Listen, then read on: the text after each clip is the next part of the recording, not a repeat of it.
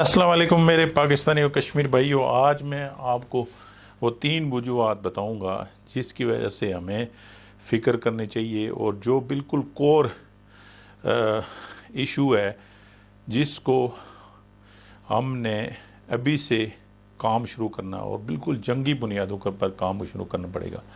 मेरे दोस्तों, मेरे भाइयों, नंबर वन जो सबसे मेन हमारी अभी जो हमारी आज़ाद कश्मीर में, आपको पता है कि आज से 30-40 साल पहले हम तकरीबन एग्रीकल्चर जो हमारी लैंड है उसको यूटिलाइजेशन करते थे। उसके बाद हमारे पास जो ऑल टाइप ऑफ जो कैटल्स हैं, भैंसें, बकरियां हैं या दूसरी चीज़ें जो सारी हमारे पास हर दूसरा घर के पास होती थी। तो उसके बाद एग्रीकल्चर लैंड प्लस ये दो चीज़ें, और इसमें तकरीबन हमारी जो जो रोज़गार का तकरीबन जो 50% जो है ना, हम लोग उसको कवर कर सकते थे। और दूसरा जो मिसाल के तौर पर है ओवरसीज़, यानी ये जो 40-50 साल में हमारे कुछ जो लोग हैं वो इमिग्रेंट यानी यूरोप और डिफरेंट मुल्कों में हुए। और उसके बाद दूसरा ये है कि मिडल ईस्ट में बहुत बड़ा जो हमारा वर्क फोर्स है ना वो एडजस्ट हो गया। तो उसमें यह है कि ये दो ऐसे सेक्टर थे कि हर जो ख़ानदान में कोई ना कोई बार होता था। और उसकी वजह से ये है कि हमारे जो मिसाल के तौर पर जॉब के इशू नहीं हुए हैं या इतना ज़्यादा इफ़ेक्ट नहीं हुआ है। और पाकिस्तान में भी आपको पता है कि बहुत से जो हमारे कश्मीरी भाई हैं तो वो एडजस्ट हो जाया करते थे कहीं ना कहीं रोज़गार का। तो अब यह है कि अगर आप इन तीनों चीज़ों का तज्ज़िया करें, और फिर चौथी बात जो शामिल हो गई है वो है आबादी का बहुत तेज़ी से बढ़ना। आपको पता है कि हमारे जो मंसूबे हैं वो किसी किस्म का इससे लिंक नहीं होता है कि हमारी पॉपुलेशन ग्रोथ कितनी हो रही है, हमारी जो जॉब में कितने ग्रेजुएट यानी यूनिवर्सिटी जो है ना वो मास्टर करने के बाद लोग कितने बरसरे रोज़गार हैं, कितने बेरोज़गार हैं। तो उसकी वजह से ये भी एक बहुत बड़ा इशू बनता जा रहा है कि हमारी आबादी पहले से जॉब के अपॉर्चुनिटी आबादी भी उसी हिसाब से बहुत तेज़ी से बढ़ रही है। और ये प्रिडिक्शन है कि 1950 तक मुमकिन है ये आबादी का जो है ना वो दुनिया का तीसरा या चौथा बड़ा मुल्क बन जाए। तो मेरे दोस्तों, मेरे भाइयों, जब ओवरसीज़ ट्रेंड आया हमारे सारे तकरीबन हर बंदे का यही था कि जो एजुकेटेड या नॉन एजुकेटेड या स्किल्ड या नॉन स्किल्ड, कि भाई अगर पढ़ना भी है तो हमने कहीं ना कहीं बाहर चल जाना है। तो मेरे दोस्तों, मेरे भाइयों, अब मैं आपको ये बता रहा हूँ कि दुनिया में जो ओवरसीज़, मिसाल के तौर पर आप गल्फ़ को भी ले लें, तो इन्हीं जो 4-5 सालों में तकरीबन जो है ना 30 से 40% जो है ना वो अपॉर्चुनिटी बिल्कुल श्रिंक हो गई हैं। और आगे बिल्कुल मैं आपको अभी से बता रहा हूँ कि 5 से 15 साल के दरमियान ये तनासब बिल्कुल सुकड़ कर वो 10 से 15% रह जाएगा। उसके बाद हमने सबसे बड़ा जो नेग्लिजेंस शो की है वो है एग्रीकल्चर लैंड हमारी, इसको यूटिलाइज़ नहीं किया है। अब आप देखें कि हमारे पास जो आबादी के तनासब से काफ़ी ज़मीनें थी और हर किस्म की जो है ना वो हम गंदम, चावल, मक्के, दूसरी सब्ज़ियाँ या दूसरी चीज़ें जो उगाते थे वो बिल्कुल छोड़ ही दी है, क्योंकि हमारे ज़्यादातर लोग बाहर चले गए, फिर मर्द हजरात बहुत कम रहे। तो ज़ाहिर है उसमें देखभाल में बड़ी मुश्किल होती है। तो इसका जो ड्रॉबैक हुआ जो ओवरसीज ट्रेंड का, कि भाई हमारे एग्रीकल्चर लैंड बिल्कुल जो है ना वो हम उसको टेक केयर ना करने की वजह से वो श्रिंक हो गई है। और दूसरा ये है कि अभी हमारा जो पैदावार का जो पहले तकरीबन 60% एग्रीकल्चर ये सारी चीज़ें होती थी वो बिल्कुल श्रिंक होकर अब 15% रह गया है।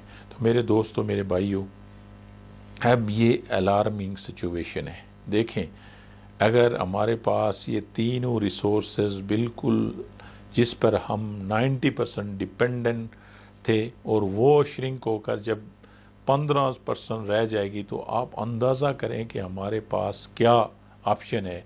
देखें, गवर्नमेंट में भी अभी जो जॉब्स की अवेलेबिलिटी है वो मैं आपको इंशाल्लाह उसकी भी डिटेल बताऊंगा कि बिल्कुल वो भी 5% भी नहीं है। यानी ये पूरे, अगर आप जितने भी जॉब हैं वो 1-2% जो है ना वो रह गई हैं कि किसी अगर नया बंदा को है, जस्ट एजुकेटेड हो या स्किल्ड एंड अनस्किल्ड हो सकता है।